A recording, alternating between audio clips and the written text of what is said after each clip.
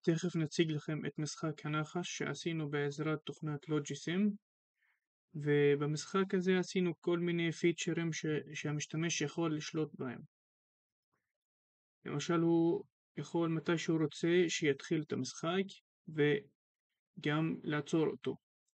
עכשיו by default אנחנו מתחילים באיזי מוד שאין קירות בצדדי מטריצת הלדים, ותכף אנחנו נראה איך הנחש ייכנס בצד ימין של המטריצה ויצא מצד שמאל, ותכף אנחנו נשלוט בנחש, בכיווני הנחש לפי הבטנס,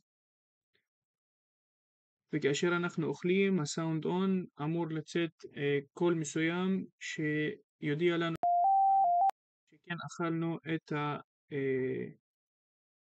את האוכל. ותכף נציג לכם איך אנחנו מנצחים את המשחק. אחרי זה בהארד מוד אני אראה והרווחנו את המשחק. תכף נדגים את זה שוב עם ההארד מוד כאשר אנחנו נכנסים בקיר, למשל פה לפי המקלדת, זה מעיד שאנחנו הפסדנו כי אנחנו נכנסנו בקיר. ואנחנו יכולים לשלוט לפי המקלדת וגם לפי הבטנס, ואנחנו יכולים גם לראות שבזמן שאני מקווה את הסאונד